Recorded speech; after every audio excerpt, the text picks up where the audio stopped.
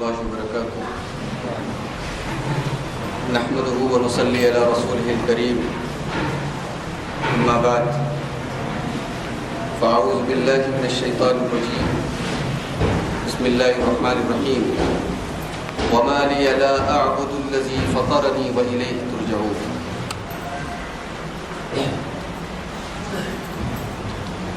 محترم حضرات،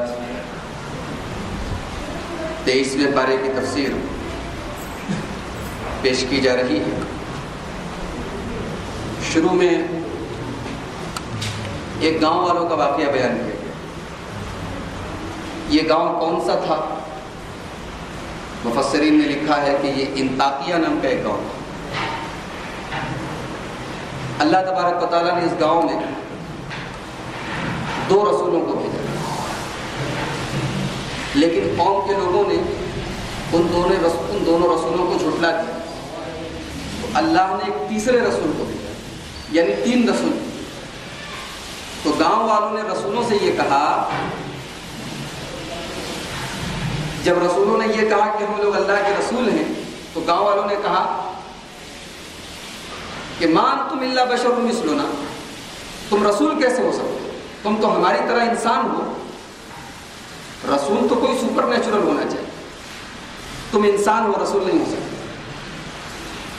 وما انزل الرحمن من شيء، اور تم یہ کہتے ہو کہ ہمارے اوپر اللہ سے وحی نازل ہوتی ہے اللہ کی طرف سے، رحمان نے کچھ بھی نازل نہیں کیا.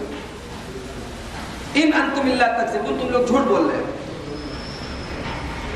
تو گاؤں والوں کی اس بات کے جواب میں رسولوں نے 2 بات کہی. پہلی بات تو یہ کہی، ربنا یعلم انا الیکم لمرسلون، ہمارا رب جانتا ہے کہ ہم اللہ کے رسول. اور دوسری بات یہ کہی، وما علینا الا البلاغ المبین، ہمارا کام پہنچا دینا ہے، تم مانو چاہے مت مانو. تو گاؤں والوں نے کہا انا تطیرنا بکم، ہم لوگ تمہیں منحوس سمجھتے ہیں، تم سے بری پھال لیتے ہیں. تم جب تک ہمارے گاؤں میں رہو گے، ہمارے گاؤں میں نحوست رہے گی، منحوسیت رہے گی. اور اگر تم اپنے اس کام سے باز نہیں آئے، توحید کی دعوت دینے سے باز نہیں آئے، لنرجمنکم، تو ہم تینوں کو پتھروں سے مار مار کے ہلاک کر دیں. تو رسولوں نے کہا طائرکم معکم، یہ تم پھال جو لیتے ہو، یہ پھال تم جانو، تمہارا کام جانو. اَإِن ذُكِّرْتُمْ، بھائی ہم تو تمہیں نصیحت کر رہے ہیں، بل انتم قوم مسرفون، لیکن تم حد سے تجاوز کر رہے ہو. وَجَاءَ مِنْ أَقْصَى الْمَدِينَةِ رَجُلٌ يَسْعَىٰ، ابھی رسولوں میں اور گاؤں والوں میں یہ بات ہو ہی رہی تھی کہ گاؤں کے کنارے سے، شہر کے کنارے سے ایک آدمی دوڑا دوڑا آیا، اور اس نے آ کے کہا یا قوم اتبعوا المرسلین، اے میری قوم کے لوگوں رسولوں کی بات مان لو. اتبعوا من لا يسألكم علیہ اجرا، اس لیے کہ یہ رسول واقعی اللہ کے سچے رسول ہیں. اس لیے کہ نہ تو ان کو تمہاری دولت سے کوئی مطلب ہے، نہ ان کو حکومت سے کوئی مطلب ہے، نہ یہ اپنی رسالت کے بدلے تم سے کوئی اجر و بدلہ مانگتے ہیں. تو یہ سچے رسول ہیں، ان کی بات مان لو. اب یہاں سے 23واں پارہ اسٹارٹ ہو رہا ہے. وَمَا لِيَ لَا أَعْبُدُ الَّذِي فَطَرَنِي وَإِلَيْهِ تُرْجَعُونَ. اور وہ جو شہر کے کنارے سے جو آدمی آیا تھا، اس نے کہا کہ میں اس کی عبادت کیوں نہ کروں جس نے مجھے پیدا کیا اور جس کی طرف تم سب لوٹ کر جاؤ. أَأَتَّخِذُ مِن دُونِهِ آلِهَةً، کیا میں اللہ کو چھوڑ کے دوسروں کو معبود بنا لوں؟ إِن يُرِدْنِي الرَّحْمَنُ بِضُرٍّ لَا تُغْنِ عَنِّي شَفَاعَتُهُمْ شَيْئًا، اگر اللہ تبارک و تعالیٰ میرا کچھ نقصان کرنا چاہے، اگر مجھے کوئی تکلیف پہنچانا چاہے، تو تمہارے یہ سارے معبود مل کر بھی اس تکلیف کو روک نہیں سکتے.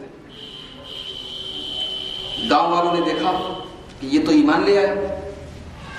گاؤں والوں نے اسے مار مار کے ہلاک کر دیا، مار ڈالا اس کو.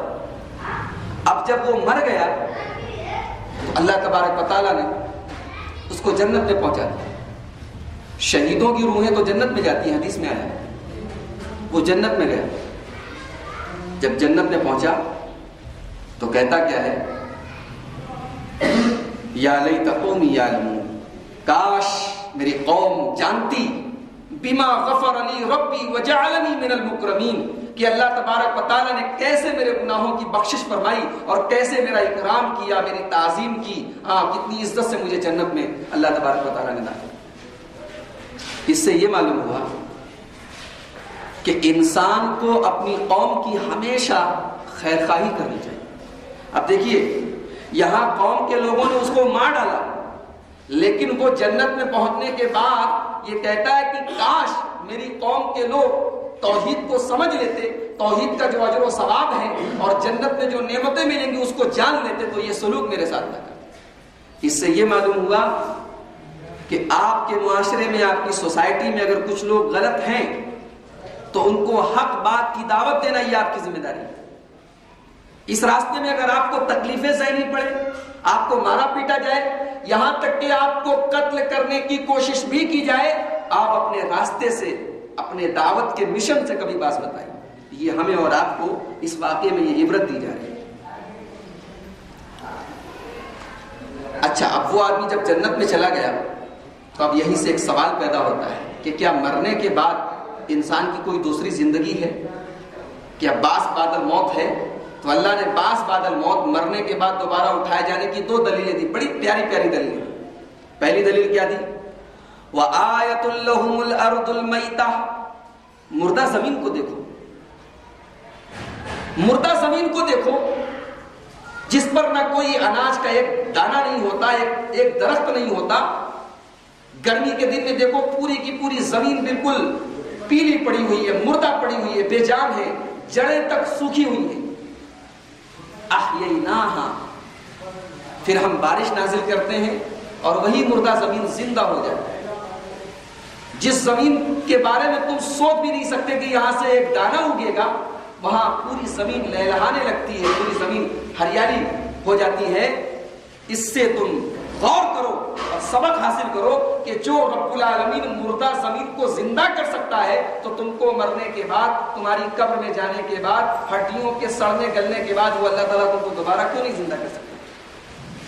یہ مشاہداتی دلیل دی کہ جس کا تم مشاہدہ کرتے ہو، ڈیلی اپنی آنکھوں سے دیکھتے ہو، اس میں کوئی دماغ لگانے کی ضرورت نہیں، بس دیکھو اور سمجھ جاؤ۔ ایک دلیل تو یہ دی گئی، اور دوسری دلیل یہ دی گئی سبحان الذی خلق الازواج کلھا مما تنبت الارض، بڑی پاک ہے وہ ذات جس نے ہر چیز کا جوڑا بنایا۔ آج سائنس نے اس بات کو پروف کر دیا کہ ہر چیز کا جوڑا ہے، یہاں تک کہ نباتات کا بھی جوڑا ہے، پیڑوں اور درختوں کا بھی جوڑا ہے۔ دن کا جوڑا رات، کالے کا جوڑا گورا، لمبے کا جوڑا ناٹا، مرد کا جوڑا اور ہر چیز کا ایک جوڑا ہے۔ تو جب ہر چیز کا ایک جوڑا ہے تو دنیا کا بھی ایک جوڑا ہونا چاہیے اور وہ آخرت ہے۔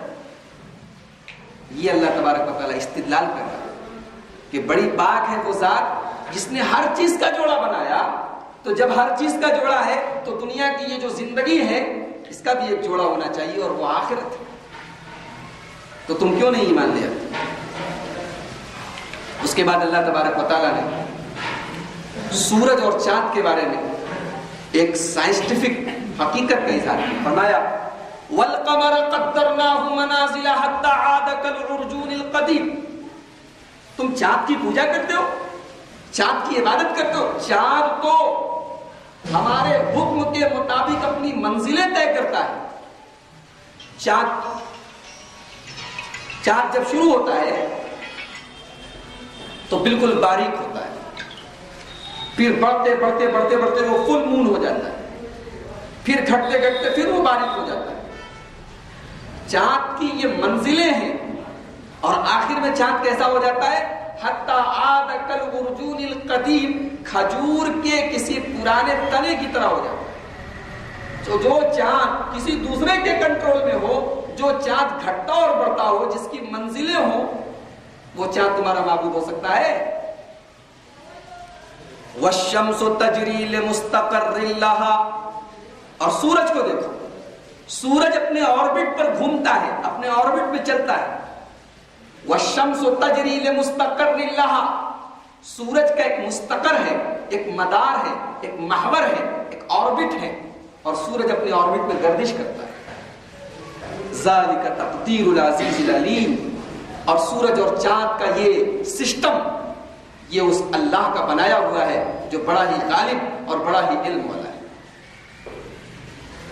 یعنی سورج اور چاند کو تم اپنا معبود سمجھتے ہو، یہ خود کسی کی مخلوق ہے، کسی کے اشارے پر چل رہے ہیں. اور جس دن اللہ تبارک و تعالیٰ اشارہ کرے گا یہ چاند اور سورج بھی بے نور ہو جائیں گے اور اسی دن قیامت آ جائے گی. اس سے بھی اللہ تبارک و تعالیٰ نے قیامت کو ثابت کیا.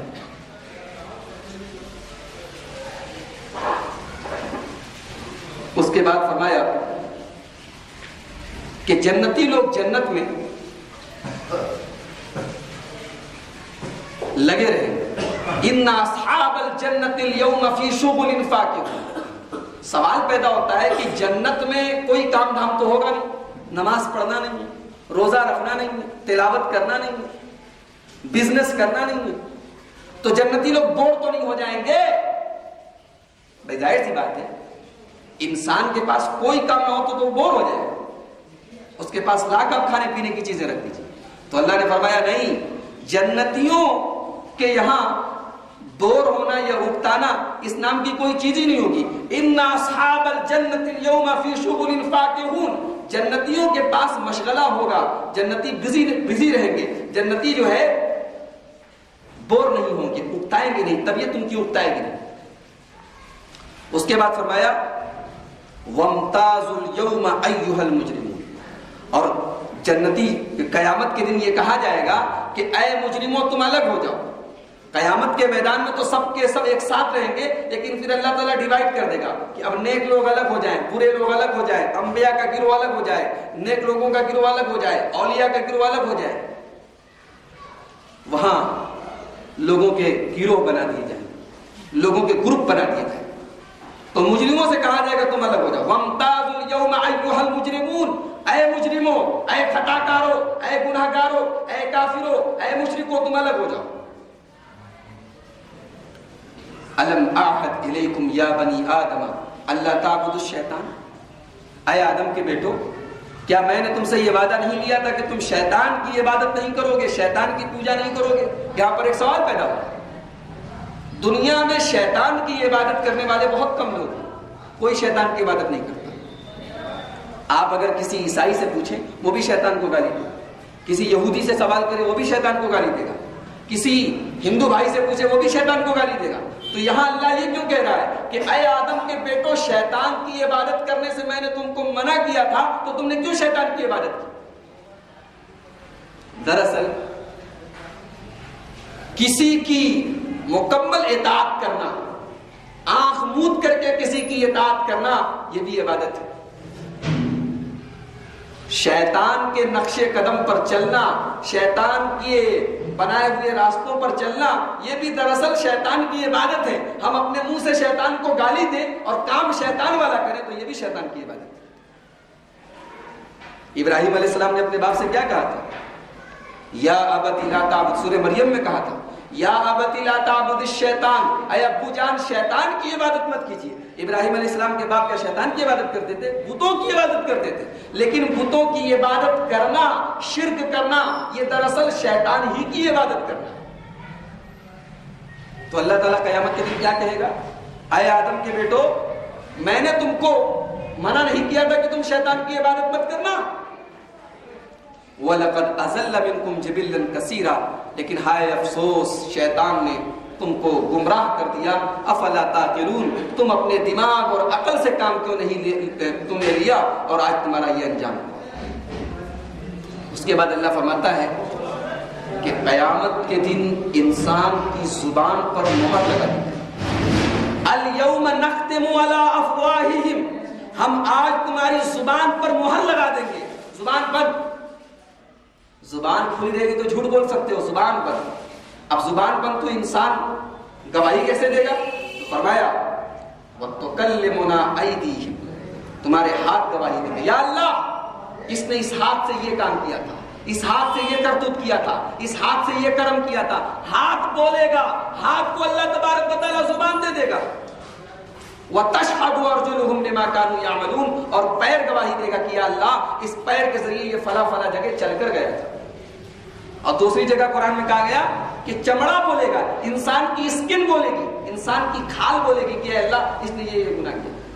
تو زبان بند اور باقی سارے اعضاء بولنے لگے. اللہ کی قدرت، اللہ نے زبان کو جیسے بولنے کا طریقہ بتایا ہے، اس اللہ کے لیے کون سی بڑی بات ہے کہ وہ قیامت کے دن ہمارے ہاتھ اور پیر کو زبان دے دے. اس کے بعد ایک بڑی عجیب بات فرمایا وَمَن نُعَمِّرْهُ نُنَكِّسْهُ فِي الْخَلْقِ. ہم جس کو عمر دیتے ہیں، جس کو بوڑھا کرتے ہیں، اس کو ہم اوندھا کر دیتے ہیں. کیا مطلب؟ بچہ پیدا ہوا، کمزور ہے، باپ کا ماں کا سہارا پا کے کھاتا ہے، پیتا ہے، چلتا ہے، بہت کمزور ہے. پھر بڑا ہوا، جوان ہوا، تھوڑا طاقتور ہوا. اب طاقتور ہو گیا تو پھر تو کسی کو خیر ملاتا نہیں، زمین و آسمان کے کلابے ملا دیتا ہے. اب پھر بوڑھا ہو گیا. وَمَن نُعَمِّرْهُ، جس کو ہم عمر دیتے ہیں، بڑی عمر دیتے ہیں، بزرگ بنا دیتے ہیں، بوڑھا بنا دیتے ہیں. نُنَكِّسْهُ فِي الْخَلْقِ، ہم اس کی تخلیق کو الٹا کر دیتے ہیں. یعنی اب دوبارہ پھر وہ کمزوری کے پیریڈ میں آ گیا. اب پھر دوبارہ اس کے بدن، اس کا بدن، اس کے اعضاء، اس کی اسکن، اس کی ہڈیاں سب کمزور ہو گئی. یعنی اللہ تبارک و تعالیٰ اس سے بھی آخرت پر استدلال کر رہا ہے کہ میرے بندو، جب ہم تم کو کمزوری سے طاقت اور پھر طاقت سے کمزوری کی طرف لے کر آ سکتے ہیں تو تم کو ہم مرنے کے بعد دوبارہ کیوں نہیں زندہ کر سکتے. اس کے بعد فرمایا کہ وَمَا عَلَّمْنَاهُ الشِّعْرَ وَمَا يَنبَغِي لَهُ، میرے نبی کے لیے شاعری مناسب نہیں، میں نے اپنے نبی کو شاعری نہیں سکھائی. اصل میں مکہ والے کیا کہتے تھے؟ یہ شاعر ہے. حالانکہ مکے کے لوگ شاعری کو بہت اچھی طریقے سے سمجھتے تھے کہ شاعری کیا چیز ہے، اور ان کو اچھی طریقے سے معلوم تھا کہ قرآن شاعری نہیں. لیکن جیسے شاعری دلوں پر اثر کرتی ہے، ایسے قرآن ان کے دلوں پر اثر کر رہا تھا تو وہ قرآن کو شاعری بول رہے تھے. تو اللہ نے اپنے نبی کا ڈیفنس کرتے ہوئے فرمایا کہ وَمَا عَلَّمْنَاهُ الشِّعْرَ، ہم نے اپنے نبی کو شاعری نہیں سکھائی. اللہ کے نبی نے اپنی زندگی میں شاید ایک دو بار کوئی شعر پڑھا ہو، آپ کبھی شعر نہیں پڑھتے. آپ نے شاعری کو برا بھی نہیں کہا. آپ کے بہت سارے صحابہ آپ کی شان میں نعتیہ قصیدے پڑھتے تھے. حضرت حسان بن ثابت ہیں، حضرت عبداللہ بن رواحہ ہیں، حضرت کعب بن زہیر ہیں. یہ لوگ اللہ کے رسول کی تعریف میں شاعری پڑھتے تھے. لیکن خود اللہ کے رسول صلی اللہ علیہ وسلم نے اپنے آپ کو شاعری سے ہمیشہ دور رکھا اور آپ نے کبھی خود شاعری نہیں. تو اللہ نے وہی بات ذکر کی کہ میرے نبی کے لیے شاعری زیب نہیں دیتی. اس کے بعد فرمایا انسان یہ کہتا ہے کہ ہم کو دوبارہ کیسے اٹھایا جائے مرنے کے بعد.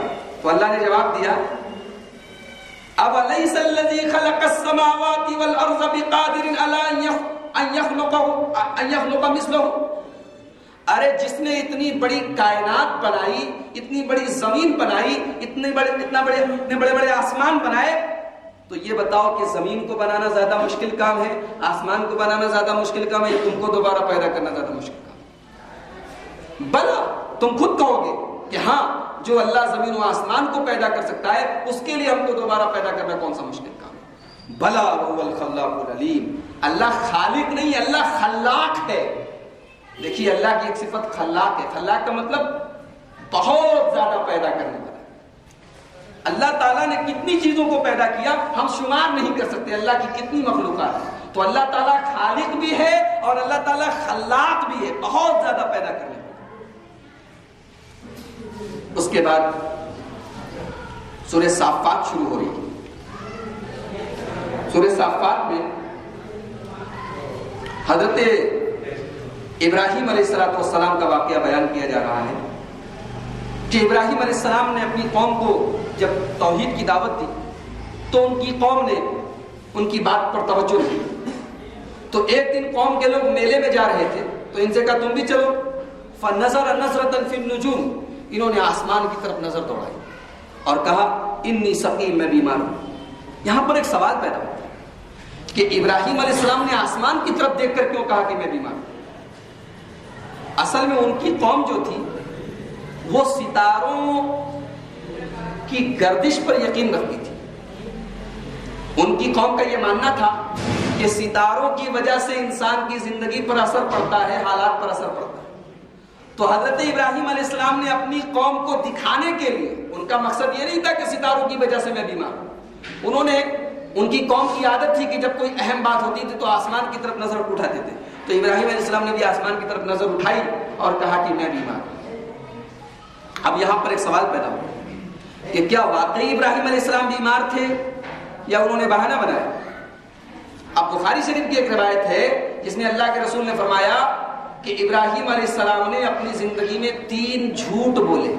لم یکذب ابراہیم علیہ السلام الا ثلاث کذبات، 3 جھوٹ بولے۔ اب ہمارے بہت سے علماء نے، بہت سے اسکالرز نے تو کہہ دیا کہ ابراہیم علیہ السلام کو جھوٹا ماننے سے بہتر یہ ہے کہ اس حدیث کو جھوٹا مان لیا جائے۔ بخاری کی روایت ہے لیکن کہا کہ یہ جھوٹی حدیث ہے کیونکہ اس میں ایک نبی کو جھوٹا بنایا جا رہا ہے۔ دراصل عربی زبان سے ناواقفیت کا نتیجہ ہے۔ عربی زبان میں کذب جو ہوتا ہے، لفظ کذب، یہ جھوٹ کو بھی بولتے ہیں اور ایسی بات کو بھی بولتے ہیں جو بذات خود تو سچ ہوتی ہے لیکن سامنے والے کی آنکھ پر پردہ ڈالا جاتا ہے، اس کو عربی میں توریہ بھی بولتے ہیں، میں ایک بار بیان کر چکا ہوں۔ تو ابراہیم علیہ السلام نے جو یہ کہا کہ انی سقیم، میں بیمار ہوں، ان کے کہنے کا مقصد یہ تھا کہ تمہارا یہ شرک اور اللہ کو چھوڑ کے بتوں کی پوجا دیکھ کر میں اندر سے، میرا دل، میری روح بیمار ہے، لیکن قوم کو یہ دکھانا مقصد تھا کہ میں بیمار ہوں، میں تمہارے ساتھ میلے میں نہیں جا سکتا۔ تو بات سچ تھی لیکن سامنے والے کو کچھ اور بتانا تھا۔ اس کا ایک ایگزامپل میں دیتا ہوں، یہ جائز ہے۔ اللہ کے رسول صلی اللہ علیہ وسلم ہجرت کے موقع پر حضرت ابو بکر کے ساتھ جا رہے تھے، راستے میں ایک کافر مل گیا۔ اچھا، پورے مکے میں اس بات کا ڈھڈورا پیٹا جا چکا ہے کہ جو محمد صلی اللہ علیہ وسلم کو زندہ یا مردہ پکڑ کے لائے گا اس کو 100 اونٹوں کا انعام دیا جائے۔ اب وہ آدمی اللہ کے رسول کو تو نہیں پہچانتا تھا لیکن حضرت ابو بکر کو پہچانتا تھا اور وہ بھی کافر تھا۔ تو اس نے حضرت ابو بکر سے دعا سلام کیا، پوچھا یہ کون ہے؟ اب اگر حضرت ابو بکر بول دیتے کہ یہ میرے رسول ہیں تو فوراً وہ جان کا خطرہ ہے، پکڑ لے گا، وہ مار ڈالے گا۔ تو حضرت ابو بکر کہتے ہیں کہ ھذا ھاد یہدینی، یہ میرے رہبر ہیں جو مجھے راستہ دکھا رہے ہیں۔ اب عرب میں رواج تھا کہ جس کو راستہ نہیں معلوم ہوتا تھا وہ دیہات وغیرہ کے رہنے والوں کو راستہ بتانے کے لیے، جیسے آج کے زمانے میں گائیڈ ہوتے ہیں نا، تو گائیڈ پکڑ لیتے تھے۔ تو حضرت ابو بکر نے جو یہ جملہ استعمال کیا تو اس نے سمجھا کہ یہ گائیڈ ہے جو راستہ بتا رہے ہیں، اور اللہ کے حضرت ابو بکر کا مقصد کیا تھا؟ یہ اسلام کے گائیڈ ہے، اسلام کا راستہ بتا رہے ہیں۔ تو بات سچ تھی لیکن سامنے والے کے اوپر پردہ ڈالنا مقصد۔ تو بخاری شریف کی اسی روایت میں یہ بھی آیا ہے کہ ابراہیم علیہ السلام نے جو یہ 3 جھوٹ بولے، جس کو جھوٹ کہا گیا، جس کو کذب کہا گیا، یہ تینوں جھوٹ اللہ کے دین کو بچانے کے لیے بولے۔ تو یہ جھوٹ نہیں تھا، ابراہیم علیہ السلام نے جھوٹ نہیں بولا تھا، انہوں نے ایسی بات بولی تھی کہ سامنے والے کو کچھ اور سمجھ میں آئے اور ان کا مقصد کچھ اور۔ اب اس پر ایک سوال یہ پیدا ہوتا ہے کہ بخاری شریف کے اندر ہی ایک روایت ہے کہ قیامت کے دن جب لوگ حضرت ابراہیم علیہ السلام کے پاس جائیں گے کہ آپ چل کے ہماری سفارش کیجئے، تو ابراہیم علیہ السلام کہیں گے کہ میں تمہاری سفارش نہیں کر سکتا کیونکہ میں نے اپنی زندگی میں 3 جھوٹ بولے۔ تو جب یہ تینوں جھوٹ نہیں ہیں تو ابراہیم علیہ السلام ان کو جھوٹ سمجھتے کیوں ہیں اور یہ کہہ کر اپنے آپ کو سفارش سے بچاتے کیوں؟ دراصل اللہ کا جو بندہ جتنا مقرب ہوتا ہے اس کی چھوٹی موٹی غلطی بھی اللہ کے نزدیک بڑی ہوتی ہے۔ ابراہیم علیہ السلام اللہ کے جلیل القدر پیغمبر، ابراہیم علیہ السلام نے جو یہ 3 باتیں بولی، ایک تو جب بڑے والے بت کو توڑا تھا اور قوم کے لوگوں نے پوچھا تھا کہ کیوں توڑا، تو انہوں نے کہا کہ بڑے والے نے توڑا، وہ بات، اور ایک یہ بات کہ قوم کے لوگوں نے پوچھا کہ میلے میں چلو گے تو بولے میں بیمار ہوں، اور ایک بات مصر کے بادشاہ کے سامنے بولی تھی۔ مصر کے بادشاہ کی یہ عادت تھی، وہ زانی تھا، بدکار تھا، جب بھی کوئی مسافر آتا تھا اگر اس کے ساتھ اس کی بیوی رہتی تھی تو اس کی عزت وہ لوٹ لیتا تھا۔ تو انہوں نے حضرت سارہ کے بارے میں پوچھا کہ یہ آپ کی کون ہے؟ تو حضرت ابراہیم نے کہا کہ یہ میری بہن ہے، میری بہن ہے۔ تو بہن کیوں بولا؟ اس لیے کہ پورے روئے زمین پر اس وقت حضرت ابراہیم علیہ السلام اور ان کی بیوی کے علاوہ کوئی اہل ایمان نہیں تھا، کوئی ایمان والا نہیں تھا. اور ظاہر سی بات ہے کہ اہل ایمان آپس میں رشتے کے اعتبار سے بھائی بہن ہیں، تو ایمانی رشتے کے اعتبار سے یہ میری بہن ہے، اگرچہ دنیاوی اعتبار سے یہ میری بیوی ہے. تو مقصد اپنی بیوی کی عزت و آبرو بچانا تھا، اور بات ایسی بولی کہ جھوٹ بھی نہ ہو.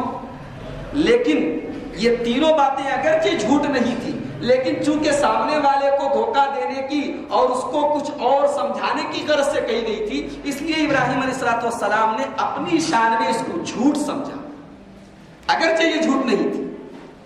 تو اصول یہی ہے، قاعدہ یہی ہے کہ اللہ کا جو جتنا مقرب بندہ ہوتا ہے اس کی معمولی غلطیاں بھی اللہ کے نزدیک بڑی ہوتی ہیں. آپ اللہ کے رسول کی زندگی اٹھا کے دیکھیے، اللہ کے رسول سے اگر تھوڑی کہیں اگر کوئی معمولی سی چوک ہوئی ہے تو اللہ تعالیٰ نے قرآن میں اس پر بھی اپنے نبی کو پھٹکار لگائی ہے اور اپنے نبی کو تنبیہ کی. تو ابراہیم علیہ السلام نے کہا کہ میں بیمار ہوں. اب قوم کے لوگ چلے گئے. فراغ علیہم ضربا بالیمین، داہنے ہاتھ سے مار کے سارے بتوں کا ستیہ ناش کر دیا.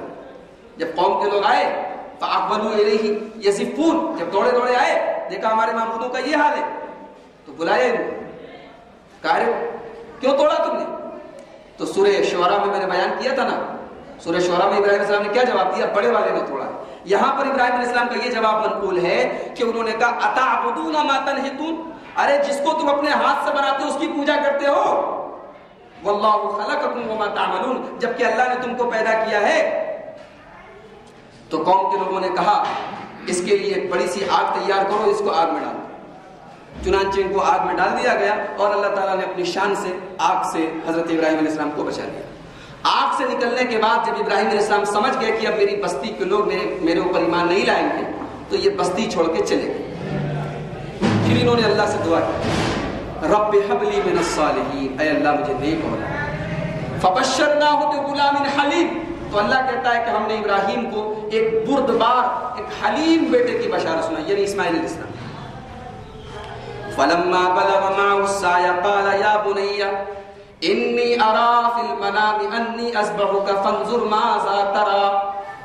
جب اسماعیل علیہ السلام بڑے ہو گئے، بعض روایات کے مطابق 10 سال کے ہو گئے، بعض روایات کے مطابق 13 سال کے ہو گئے، جب باپ کے ساتھ چلنے کے قابل ہو گئے، قال یا بني إني أرى في المنام، تو ایک دن ابراہیم علیہ السلام اپنے بیٹے سے کہنے لگے، اے میرے بیٹے میں خواب میں دیکھ رہا ہوں انی اذبحک، کہ میں تجھے ذبح کر رہا ہوں. نبی کا خواب سچا ہوتا ہے. ابراہیم علیہ السلام نے لگاتار 3 دن خواب دیکھا کہ میں اپنے بیٹے اسماعیل کو ذبح کر رہا ہوں. سمجھ گئے کہ اللہ کی طرف سے ایک آزمائش. تو نبی تو تھے ہی اور اللہ کے جلیل القدر نبی تھے، اللہ کے ہر امتحان پر کھرے اترنے والے تھے. تو چاہتے تو پٹک کے اپنے بیٹے کو ذبح کر سکتے تھے، لیکن دیکھنا یہ تھا کہ میں تو اللہ کا خلیل ہوں، بیٹا کتنے پانے میں. تو بیٹے سے کہہ رہے ہیں کہ بیٹا میں نے خواب دیکھا کہ میں تجھے ذبح کر رہا ہوں، فانظر ماذا ترى، تو بتا تیری کیا رائے ہے. تو بیٹے کی رائے لینا مقصد نہیں ہے، مقصد یہ دیکھنا ہے کہ میرا بیٹا اللہ کے حکم کے آگے جھکنے کے لیے تیار ہے کہ نہیں. اچھا بیٹے سے یہ بھی نہیں کہا کہ اللہ نے حکم دیا ہے، بیٹے کو کلیئر بتا دیا کہ خواب دیکھا ہے. اب ذرا یہاں پر اسماعیل علیہ السلام کی جگہ اپنے آپ کو رکھ کے سوچیے، اگر ہم میں اور آپ میں سے کوئی نوجوان ہوتا تو کہتا کہ ارے ابو جان آپ سٹھیا گئے ہیں، دماغ چل گیا ہے آپ کا، خواب دیکھا ہے تو اس کا مطلب کہ مجھے ذبح کر ڈالیں گے. ارے خواب میں تو بہت کچھ آدمی دیکھتا ہے، خواب کا کیا. لیکن یہ نبی کا بیٹا ہے، نبی کی تربیت ہے، نبی نے پالا ہے، نبی نے اخلاق سکھائے ہیں، نبی نے ذہن سازی کی ہے. اسماعیل علیہ السلام جواب دیتے ہیں ستجدنی انشاءاللہ من الصابرین.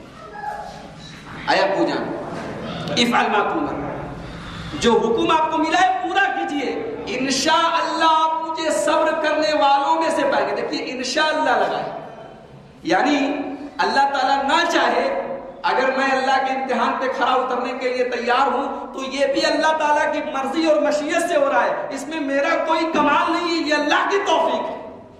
اور یہ بھی نہیں کہا کہ میں صبر کر لوں گا، کہا کہ میں صبر کرنے والوں میں سے پایا جاؤں گا. آپ مجھے صبر کرنے والوں میں سے پائیں گے. کیا مطلب؟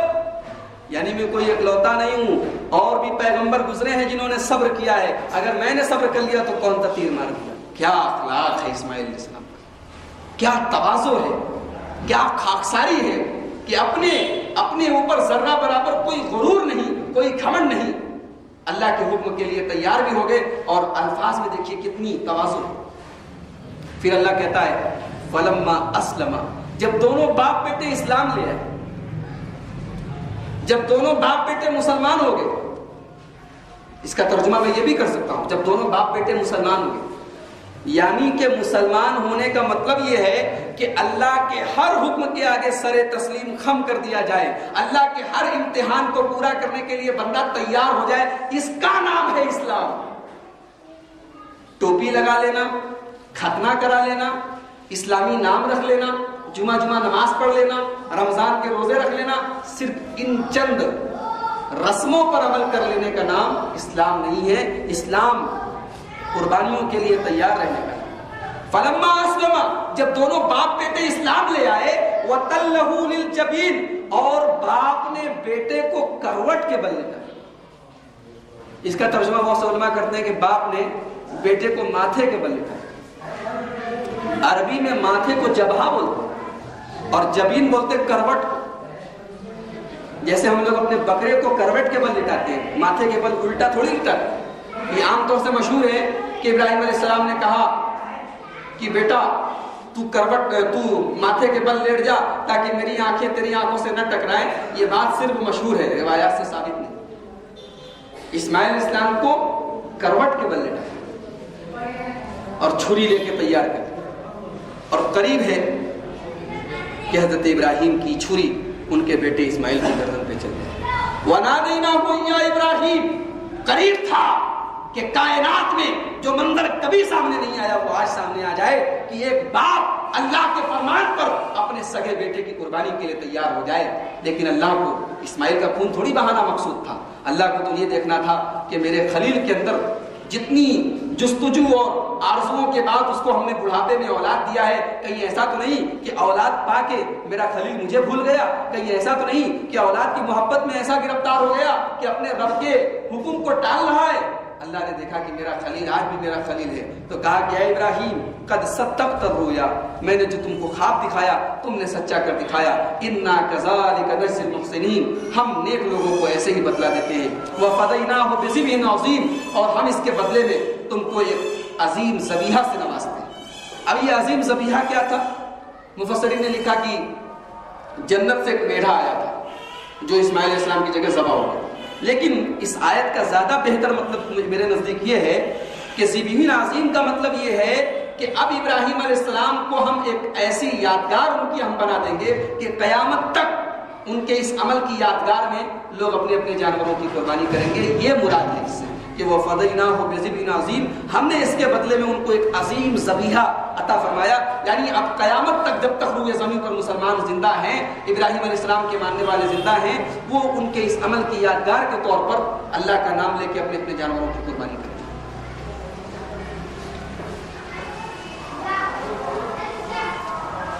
اس کے بعد سورہ صاد شروع ہو رہی ہے۔ سورہ صاد میں حضرت داؤد اور سلیمان علیہ السلام کا واقعہ بیان کیا گیا۔ سلیمان علیہ السلام کا ایک واقعہ بیان کیا گیا کہ ایک دن ان کے پاس ان کے گھوڑے پیش کیے، جہاد کے گھوڑے۔ سلیمان علیہ السلام کے اوپر جہاد کے گھوڑے پیش کیے گئے۔ اب گھوڑوں میں یہ اتنے مگن ہو گئے کہ ان کی اثر کی نماز چھوڑ۔ اللہ فرماتا ہے اذ عرض علیہ بالعشی الصافنات الجیاد، جب حضرت سلیمان علیہ السلام کے اوپر بہترین قسم کے گھوڑے پیش کیے گئے، فقال انی احببت حب الخیر عن ذکر ربی، تو سلیمان علیہ السلام نے بڑے افسوس میں کہا کہ ہائے افسوس، آج ان گھوڑوں کی وجہ سے میں اپنے رب کی یاد سے، اپنے رب کے ذکر سے غافل ہو گیا، میری نماز چھوٹ گئی۔ حتی توارت بالحجاب، یہاں تک کہ سورج ڈوب گیا، عصر کی نماز چھوٹ گئی، سورج ڈوب گیا، تب ان کو ہوش آیا۔ ردوہا علیہ، تو سلیمان علیہ السلام نے کہا کہ میرے گھوڑوں کو میرے پاس لے کر آؤ. فاتفقا مسحا بالسوق والاعناق. اور انہوں نے حکم دیا کہ جن گھوڑوں کی وجہ سے میں اللہ کے ذکر سے غافل ہو گیا, ان گھوڑوں کو میں اللہ کے راستے میں ذبح کرتا ہوں. سارے گھوڑوں کو ذبح کروا دیا. ایک تفسیر تو اس آیت کریمہ کی ہے. ایک اور تفسیر کچھ مفسرین نے کی ہے, وہ یہ ہے کہ سلیمان علیہ السلام کے اوپر جب گھوڑے پیش کیے گئے تو گھوڑوں کو دیکھ کر انہوں نے کہا کہ ارے یہ گھوڑے تو اللہ کے راستے میں جہاد کے لیے تیار کیے گئے, تو میں ان سے اگر پیار کرتا ہوں, ان کو چومتا چاٹتا ہوں, تو یہ بھی دراصل اللہ ہی کا ذکر ہے. تو انہوں نے کہا کہ میرے گھوڑوں کو دوبارہ لاؤ. فَتَفِقَ مَسْحًا بِالسُّوقِ وَالْأَعْنَاقِ. تو بڑے پیار سے اپنے گھوڑوں کی گردن پر اور ان کی پنڈلیوں پر ہاتھ پھیر رہے. دونوں ترجمہ کیا جا سکتا ہے, دونوں تفسیر کی جا سکتی ہے. اب دونوں کا مطلب یہی ہے کہ سلیمان علیہ السلام کسی حال میں بھی اللہ کے ذکر سے غافل نہیں رہتے. اس کے بعد حضرت ایوب علیہ السلام کا واقعہ بیان. ایوب علیہ السلام کے بارے میں بتا چکا ہوں کہ ان کے بارے میں جو یہ بات مشہور ہے کہ ان کو ایسی بیماری دی گئی تھی کہ ان کے پورے بدن پہ پھوڑا پھنسی نکل گیا تھا. یہ سب بیکار بات تھی. اللہ تعالیٰ اپنے کسی نبی کو ایسی بیماری نہیں دے سکتا جس سے دوسروں کو گھن آئے. یہ بات کسی بھی روایت سے ثابت نہیں, یہ بات عوام میں مشہور ہے. لیکن بہرحال ان کو بیماری تھی تو اللہ فرماتا ہے وَاذْكُرْ عَبْدَنَا ایوب, میرے بندے ایوب کو یاد کر. اِذْ نَادَىٰ رَبَّهُ, جب میرے بندے ایوب نے اپنے رب کو پکارا اور کہا کہ اَنِّي مَسَّنِيَ الشَّيْطَانُ بِنُصْبٍ وَعَذَابٍ, کہ شیطان نے مجھے بڑی تکلیف میں ڈال دیا. دیکھیے بیماری بھی اللہ کی طرف سے ہوتی ہے, شفا بھی اللہ کی طرف سے ہوتی ہے, خوشحالی بھی اللہ کی طرف سے ہوتی ہے, سختی بھی اللہ کی طرف سے ہوتی ہے. لیکن ادب کا تقاضا یہ ہے کہ اچھی چیزوں کو اللہ تعالیٰ کی طرف منسوب کیا جائے, بری چیزوں کو اللہ کی طرف منسوب نہ کیا جائے. اللہ سے یہ نہیں کہنا چاہیے کہ اللہ مجھے جو تکلیف پہنچی ہے تو ہی مجھے تکلیف پہنچا. یہ ادب کے خلاف. یہ دعا کیسے مانگی جائے گی؟ حضرت ایوب کہہ رہے ہیں کہ جو مجھے تکلیف پہنچی ہے اس میں شیطان کا رول ہے. شاید شیطان کی وجہ سے میں نے کوئی خطا کی, کوئی گناہ کیا جس کی وجہ سے مجھے یہ تکلیف ملی. کہہ رہے شیطان نے مجھے اس تکلیف میں ڈال دیا, اے اللہ میری اس تکلیف کو دور کر. تو اللہ نے کہا ارکض برجلک, اپنے پیر کو مارو, اپنے پیر کو مارو. ھذا مغتسل بارد وشراب, تو دو پانی کے چشمے پھوٹیں گے, ایک تمہارے نہانے کے لیے اور ایک پینے کے لیے. اس سے نہا لو, اس کو پی لو, تمہاری ساری بیماری دور ہو جائے. وَوَهَبْنَا لَهُ أَهْلَهُ وَمِثْلَهُم مَّعَهُمْ, اور اس کے بعد اللہ تعالیٰ نے حضرت ایوب علیہ السلام کی جو دولت تھی, ان کا جو پریوار تھا, سب ان کو لوٹا دیا. حضرت ایوب علیہ السلام جب بیمار تھے تو امام احمد اپنی کتاب الزہد میں ایک روایت لائے ہیں کہ حضرت ایوب جب بیمار تھے تو شیطان ایک ڈاکٹر کی شکل میں ان کی بیوی کے پاس آیا. ان کی بیوی بیچاری تو پریشان تھی کہ بھئی ہمارے شوہر بہت بیمار ہے. تو شیطان نے کہا کہ میں تمہارے شوہر کا علاج کرنے کے لیے تیار ہوں, بس ایک شرط یہ ہے کہ جب تمہارے شوہر ٹھیک ہو جائے تو ان سے یہ کہہ دینا کہ وہ تمہاری وجہ سے تم کو شفا ہو. میں تم کو ایک طریقہ بتا رہا ہوں, تم اپنے شوہر کو جا کے وہ طریقہ ان کے اوپر اپلائی کرنا اور ان سے یہ کہہ دینا کہ تمہارے شوہر کو تمہاری وجہ سے شفا ہو رہی ہے. حضرت ایوب علیہ السلام کی بیوی آئی ان کے پاس اور بولی کہ آج ایک طبیب آیا تھا, ایک ڈاکٹر آیا تھا اور اس نے ایسے ایسے کہا. تو حضرت ایوب نے کہا ارے تیری مت ماری گئی ہے, وہ شیطان تھا, وہ تجھ سے شرک کروانا چاہ رہا تھا. شفا دینے والا تو اللہ تعالیٰ ہے. میں اگر اپنی زبان سے یہ نکال دوں کہ شفا دینے والی تو ہے تو میری زبان سے شرک نکل جائے گا. وہ شیطان تھا جو تجھ کو بہکانے آیا تھا, اور میں ٹھیک ہو جاؤں گا تو میں تجھے 100 چھڑی ماروں گا, 100 چھڑیاں میں تجھے ماروں گا. اب جب ٹھیک ہو گئے تو انہیں بڑی شرمندگی ہوئی کہ بھئی ٹھیک ہے شیطان آیا تھا, بہکانے کی کوشش کی تھی, لیکن میری بیوی بیچاری تو معصوم ہے, کوئی بھی شیطان کے پھندے میں پھنس سکتا ہے. تو اللہ تعالیٰ نے حکم دیا وَخُذْ بِيَدِكَ ضِغْثًا فَاضْرِب بِهِ, ایک جھاڑو لے لو جس میں 100 سیک لگی, 100 سیک والی ایک جھاڑو لے کر اپنی بیوی کو مار دو. وَلَا تَحْنَثْ, اور اپنی قسم کو پوری کرو, قسم کو توڑو مت. قسم کھائی تھی کہ میں ٹھیک ہو جاؤں گا تو 100 چھڑیاں تجھے ماروں گا, 100 کمچیاں تجھے ماروں گا. تو اللہ تعالیٰ نے اس قسم کو پورا کرنے کا طریقہ بتایا کہ اے ایوب، اے میرے بندے، تم 100 سیخ کی ایک جھاڑو لے کے اپنی بیوی کو ایک بار مار دو تاکہ تمہاری قسم پوری ہو جائے۔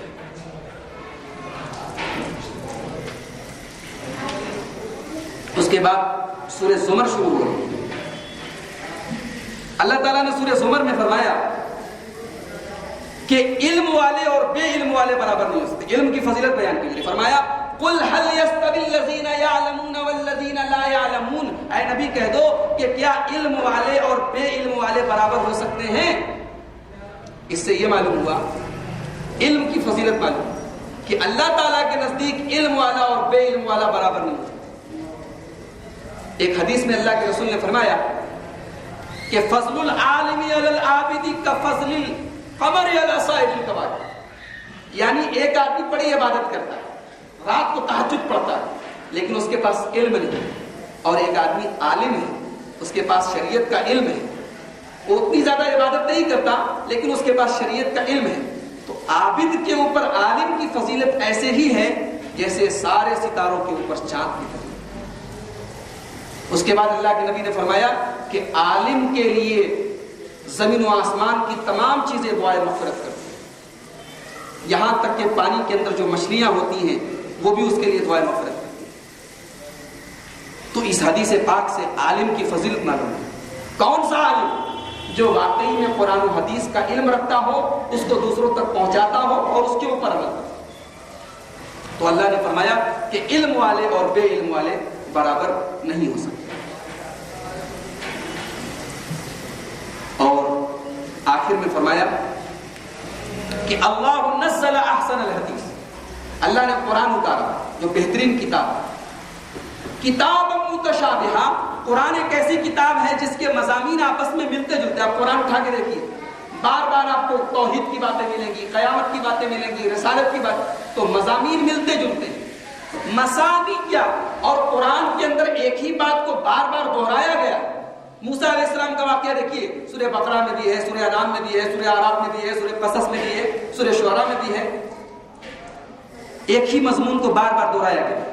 تقشعر منہ جلود الذین یخشون ربہم، اور قرآن کی خاصیت یہ ہے کہ جو لوگ اللہ سے ڈرتے ہیں قرآن پڑھ کر ان کے رونگٹے کھڑے ہو جاتے ہیں۔ صحابہ کرام کا یہی حال تھا، جب جہنم کی باتیں پڑھتے تھے، جب عذاب کی باتیں پڑھتے تھے تو صحابہ کرام کے رونگٹے کھڑے ہو جاتے تھے۔